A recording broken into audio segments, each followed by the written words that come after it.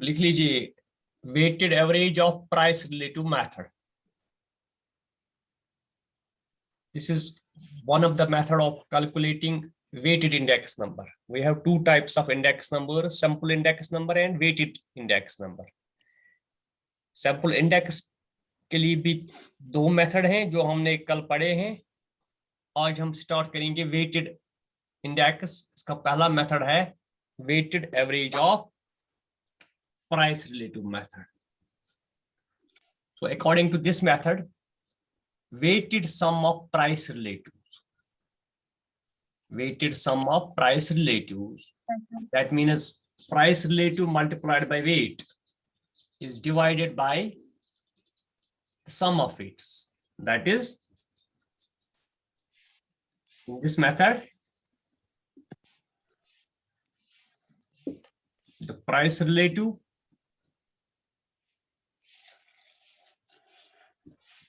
of each commodity is multiplied by its weight. Price relative of each commodity, that is R, it is multiplied by its weight and divided by sum of weight.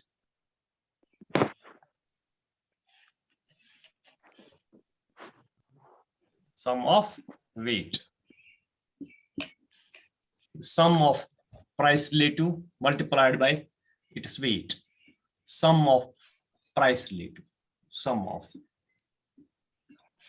of price relative of each commodity is multiplied by its weight and divided by its sum of weight. That is summation R W. So R is price relative and W is weight divided by sum of weight. So here we give different commodities, different weights according to their quality and importance. According to their quality. लिख लिया ये. Sum of price relative of each commodity is multiplied by its weight.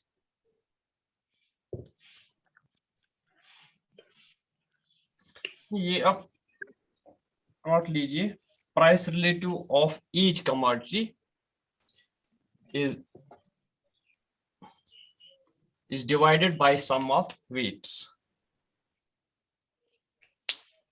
or weighted sum of price relative. This is good definition. Weighted sum of price relatives is divided by the sum of its weights. हो गया ये? जी sir. ये लिख लिया. तो formula याद रखना, summation R W divided by summation W. So this is formula for weighted average of price relative method. Weighted average of price relative method. R is equal to P1 divided by P0 into 100. तो अब हम calculation इसकी start करेंगे. How to construct weighted average of price relative method. अब question लिख लीजिए.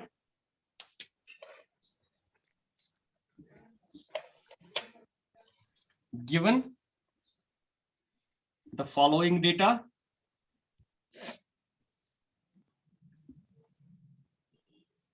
and using weighted average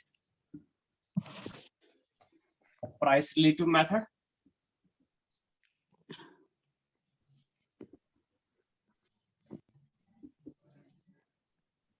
construct index number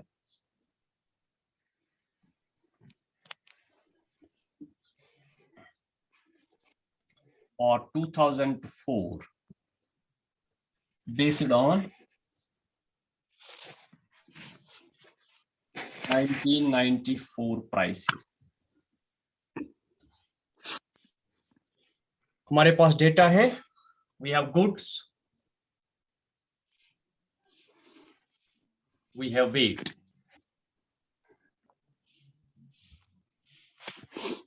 Prices in 1994 and prices in 2004. Four. Yes.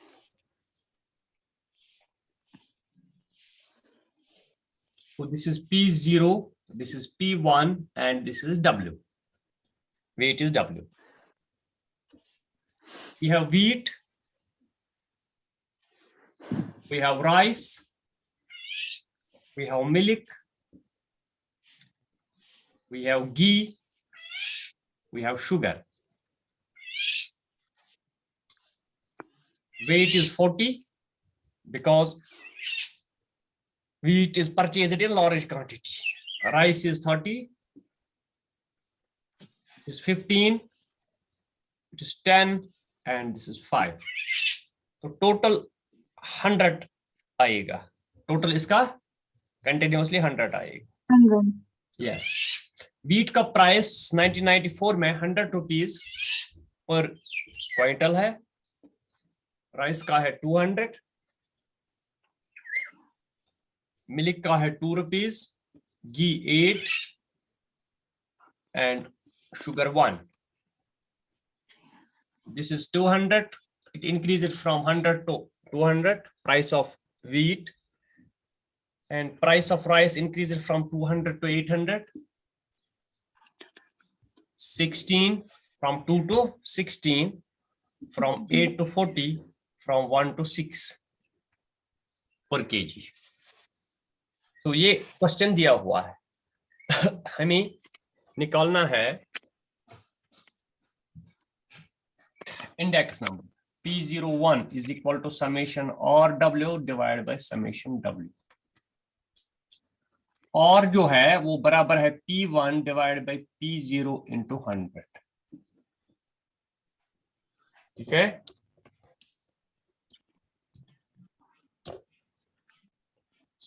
ये है क्वेश्चन. अब क्या निकालना है हमें पहले और निकालना है. W हमारे पास है, W हमारे पास है, और निकालना है. R is equal to P1 divide by P0 into 100. निकालिए हर एक कमोडिटी के लिए. और P1 क्या है 200 डिवाइड बाई P0 क्या है 100 into 100. 100 cancel, 200 is price relative. 100 is price relative. ये क्या है 800 divide by 200 into 100. 400 divide by 200 into 100. ये कितना आएगा 400. 2 चुके और 400. हाँ, ये है 16 divide by 2 into 100. 2 1 is 2, 2 8 is, ये आएगा 800.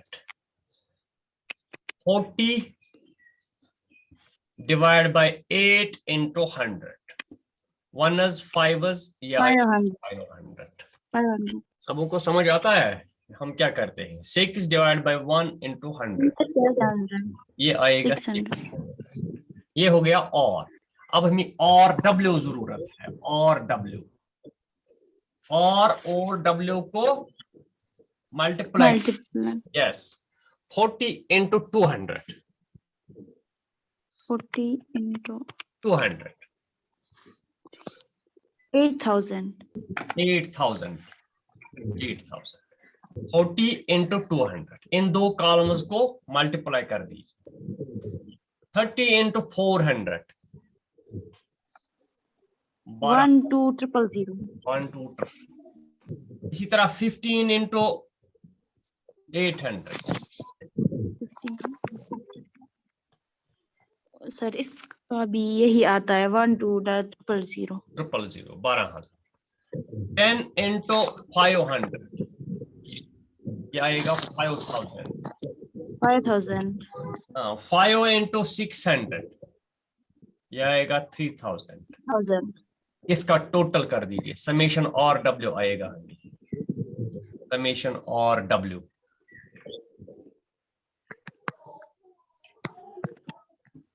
बहुत 40,000.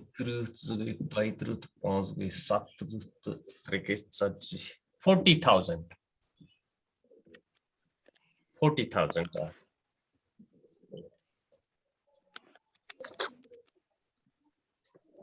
जी सर 40,000 है ना।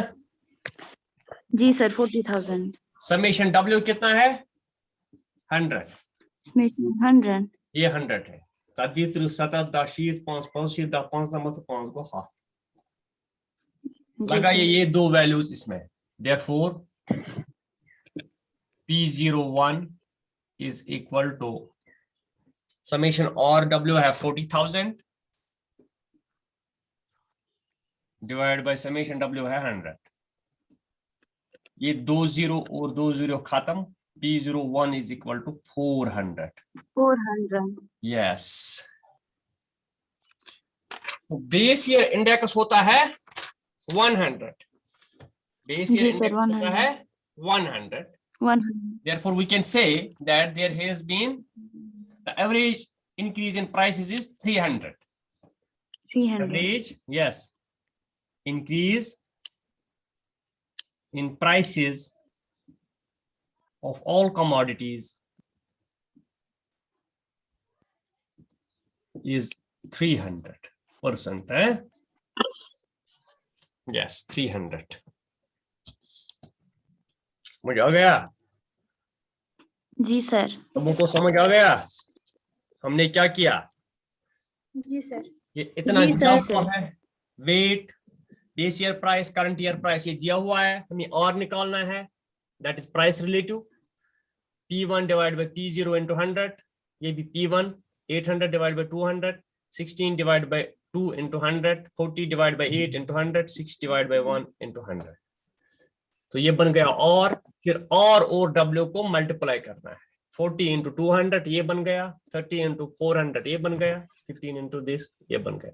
इसका टोटल 40,000, इसका टोटल 100, ये 40,000 डिवाइड बाय 100, ये 400 बन गया। तो 100 इसमें से हम लेस करेंगे, that is base year index. Base year index को लेस करो, फिर जो बनेगा 300 वहां आएगा, देयर इज 300% इंक्रीज। ओके, हाँ, बेस ईयर 100 कैसे आता है वो मुझको समझ नहीं आया। बेस ईयर हम कंसिडर करते हैं, एज्यूम नहीं करते हैं, वो तो 100 होता ही है। 100 इज बेस। फॉर एग्जांपल ऐसे मैं कहूंगा, आप 1994 में है, ठीक है, ये चीजें फॉर एग्जांपल, ये चीजें खरीदने के लिए आपको 100 रुपया चाहिए। कितना? 100 रुपया चाहिए। अब प्राइसेस इंक्रीज हो गई, फ्रॉम बेस ईयर इज 1994, 100 रुपये में आपको ये चीजें आती हैं, इतना 40 30 15 10 5, ये इतनी चीजें आपको 100 रुपये में आती हैं। हम एज्यूम करते हैं 100 रुपये में आपको आती है। अगर यही चीजें आप 2004 में खरीदेंगी, ये चीजें आपको आएंगे 400 रुपीज में। कितने में? 400 रुपीज में। हम आप देख समझना चाहते हो, सो छु यसान जानन कि मे कोता छु हूर दुन वो। अगर 94 मज 94 मज में 100 रुपये ओस पेवान दुन नम चीज हेन खतिर, 2004 मज मे पेवान 400 रुपये दिन, मे कोता पे हूर दुन। हूर कोता पीछे, हूर कोता पीछे दुन 300 पीना हूर दुन। तो दिस इज 3। अब समझ आ गया? ये हम बेस ईयर कंसिडर कर सकते हैं 1 रुपया भी। ये 100 क्यों हम लगाते हैं? 100 हम ये 100 जो मल्टीप्लाई करते हैं, हम ये प्राइस रिलेटिव में जो फार्मूला में हम 100 लगाते हैं, मल्टीप्लाई करते हैं, इसलिए हम 100 यहाँ कंसिडर करते हैं। आपने 100 रुपया खर्च किया 1994 में। अगर हम ये 100 यहाँ नहीं रखेंगे, प्राइस रिलेटिव ऐसे ही निकालेंगे, तो यहाँ क्या आएगा? अगर यहाँ हम 100 नहीं रखेंगे, 200 divided by 100, it is 2. It is 2. This will be 4. This will be 8. This will be 5. This will be 6. ये तो कम आएगा ना? तब हम 1 रुपया रखते हैं बेस ईयर। तब हम 1 रुपया रख सकते हैं बेस ईयर इंडेक्स। तो base year index means prices are at the constant price, prices are at the base year price, जहां से हम स्टार्ट करते हैं, जहां से हम स्टार्ट करते हैं। ये 100 रुपया वही हम 100 हम ये वही रखते हैं। ओके समझ आ गया? ये दिखाता है Yes, sir. हमें जितने पैसे वहां तो खर्च किया ही किया ना, कुछ न कुछ हमने किया है खर्च ये चीजें हासिल करने के लिए। हम कंसिडर करते हैं हमने 100 रुपया खर्च किया, हम एज्यूम करते हैं हमने 100 रुपया खर्च किया, कंसिडर करा कि अस कोर 100 रुपये खर्च, तवे छ अस 100 यथ वाल तम साथ हसो 100 छ अस दुनै दुन 2004 मज 100 दिन खतर तैयार है। अगर अस यसान कि 94 मज 100 रुपये 2004 मज दिमो 100 रुपये नम चीज हन खतर, मगर अस कोता पेवन दुन 300 रुपये। अस जन यस जानन अस कोता पे पूर दुन ये 100 वालो अस के ये 100 दिन खतर छ अस तैयार। अस क्या यसान जानन प्राइस इंक्रीज कसा गई, वो 300 रुपये छ अस इंक्रीज गमत प्राइसेस। ठीक छा? This is Yes, sir. that is 300 और 100 is base year। इसीलिए हम इस करा कंसीडर कि जन उस तम सातन नम चीज पेवन अस 7 रुपये। ठीक छा? जी सर। हाँ, अब मैं आपको ये समझ आ गया? जी सर। अब मैं आपको क्वेश्चन दे दूंगा, ठीक है? जी सर। ठीक है, अब तुम पे क्वेश्चन हो है? Okay sir. Okay sir. हाँ, wait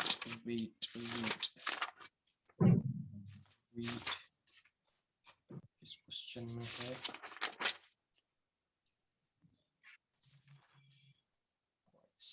wait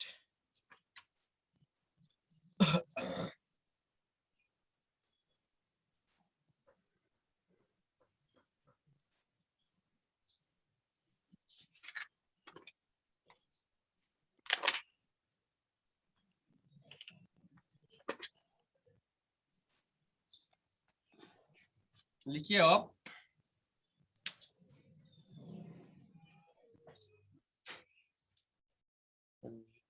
इंडेक्स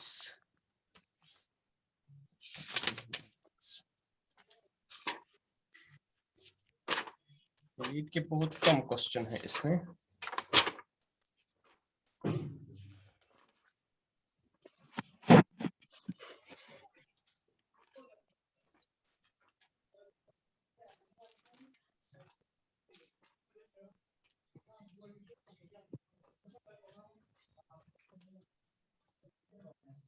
लिखिए construct index number for 2005 taking 1994 as base year by weighted average of price relative method.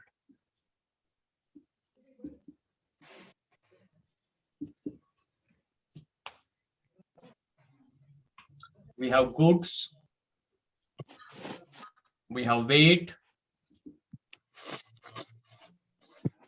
we have prices in 1994, we have prices in 2005 this year, the current year.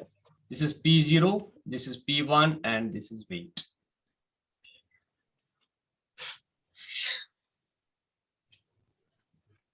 देखिए wheat, rice, sugar,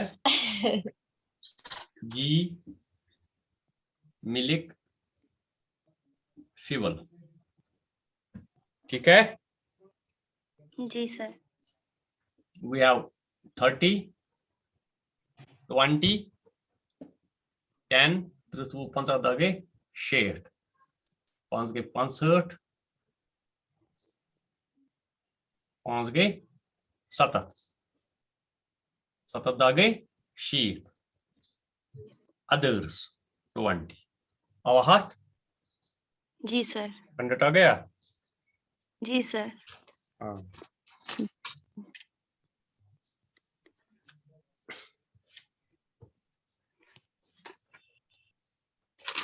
की price 10,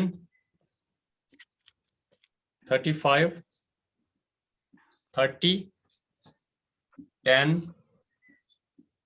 40, 20, others लिखिए 15। इसका price हो गया 20, 45, 40, 20, 60, इसका हो गया 25, इसका हो गया 30। तो ये आप करके दे दीजिए। एक क्वेश्चन ये है, दूसरा क्वेश्चन मैं आपको दे दूंगा। कंस्ट्रक्ट, जो मैं क्वेश्चन आपको देता हूं वो करते हो आप घर में। जी सर करते हैं। प्राइस इंडेक्स और 2004 taking 1994 as base year by weighted average of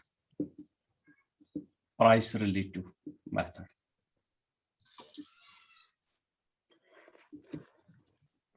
ठीक है, जी we have sir. goods, we have weight W, prices in 1994 and prices in 2004. Goods लिख लीजिए A, B, C, D, E, F। ठीक है, ठीक है। जी सर। वेट दे दीजिए 30, 25, 65, 70, 70, 90। ठीक है, जी sir.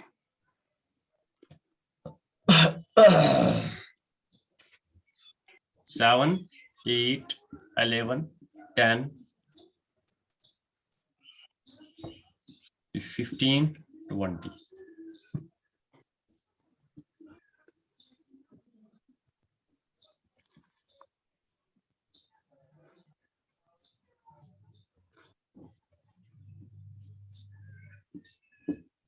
So this is the next question.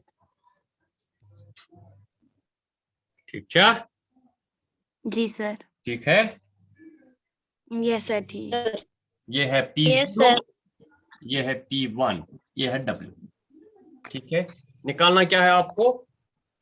शाबाश, पहले और निकालना है। और इज जी sir. P1 divide by P0 into 100, यह है ना। 100। जब और निकल गया तो और W आपको निकालना है। जी सर। यहाँ क्या है? P1 10 डिवाइड बाई 7 इंटू 100, क्या निकलेगा 100। वो देखना, कैलकुलेटर रखना 100 इंटू 100। 15 डिवाइड बाई 8 इंटू 100, इसी तरह 16 डिवाइड बाई 11 इंटू 100 पॉइंट्स में आएगा। 13 डिवाइड बाई 10 इंटू 100, वो आप खुद करना। जब ये फिगर यहाँ आएगा, ये और ये फिर मल्टीप्लाई करना है। हाँ, इसको मल्टीप्लाई करना, यहाँ लिखना है, फिर इसका टोटल देना है और इसका टोटल देना है, समेशन W। तो दिस इज, फिर फॉर्मूला लगाना है तो फिर फार्मूला लगाना है और आपका क्वेश्चन हो जाएगा। ठीक है सर। जी सर। किसी कोई बता, बिल्किस। सर हाँ, सर आप हर क्वेश्चन में वेट 100 के बराबर क्यों लेते हैं सर? इससे कम भी हो सकता है ना सर? हाँ, ज्यादा भी हो सकता है, कम भी हो सकता है, तो रखते ही हम 100 ही, ज्यादा हम 100 ही रखते हैं। तो आमतौर पर सारे क्वेश्चन में 100 ही दिया गया है वेट, बिकॉज ये कंसिडर हम ऐसे करते हैं, बेसिकली वेट के लिए डिफरेंट पेरीमीटर्स होते हैं, वेट किस तरह दी जाती है। हम यहाँ कंसिडर करते हैं how much income we spend on a particular commodity, कितना पार्ट हम एक कमोडिटी पे खर्च करते हैं, वो एक स्टैंडर्ड है, एक पेरीमीटर वो है। For example I spend 30% of my income on wheat, अगर सारी इनकम को मैं 100 में रख दूंगा, if my income is 100 rupees, तो 30% goes to wheat, 20 to rice, 10 to sugar, 5 to this, milk में 5, ये हमने पहले ही लिखा ना अभी डेफिनेशन में, जब हमने पहले ही डेफिनेशन लिख ली, we give weights on the basis of quality of the products, quality, yes sir, quality के बेस पे भी, और उस पे भी के how much income we spend on a particular commodity, हम अपने इनकम का कितना हिस्सा इस कमोडिटी पे खर्च करते हैं, तो that is weight, that is weight. तो कभी हम मार्केट में ये भी देखते हैं, वो हम आगे जाके सीखेंगे, वेट हम on the base of quantity, कितनी क्वांटिटी बाजार में बेची जाती है, on the basis of quantity, on the basis of quantity, जिस चीज की क्वांटिटी ज्यादा बिकती है उसकी हम ज्यादा वेट रखते हैं, जिसकी कम according to the quantity, according to the quantity we give the, so we have different parameters to give weights। यहाँ हम आसान बनाने के लिए 100 फिक्स करते हैं, how much income we spend, और we give 30% weight to wheat, 20 to rice, तो 100 आता है, ये 100, ये आसान, इससे आसान हो जाता है और कुछ नहीं। अदरवाइज हम कम भी रख सकते हैं और ज्यादा भी रख सकते हैं, वो मसला नहीं है, वो मसला नहीं है, ठीक है। ओके, तो वो जो जब हम R एंड W हम करते हैं ना, ये मल्टीप्लाई, वो ठीक करता है खुद, वो फार्मूला खुद ठीक करता है, बनाता है। उसकी परेशानी हमें, वो उन लोगों की परेशानी है जिन्होंने फार्मूला डिराइव की है, उन्होंने पहले सोच के बनाई होगी वो फार्मूला, वो खुद एडजस्ट करती है। अगर हम 100 से कम रखेंगे, 100 से ज्यादा रखेंगे, उससे फार्मूला पे या क्वेश्चन पे या आंसर पे कोई असर नहीं पड़ता है। और question will go in a better way, in a good way, वो प्रॉपरली चलेगा, वो उसमें परेशानी लेने की जरूरत है। हम वेट कम भी रख सकते हैं, ज्यादा भी रख सकते हैं, वो परेशानी नहीं। जनरली हम 100 रखते हैं, तो ये आसान बनाने की, इससे हमारा क्वेश्चन आसान बनता है, ठीक है।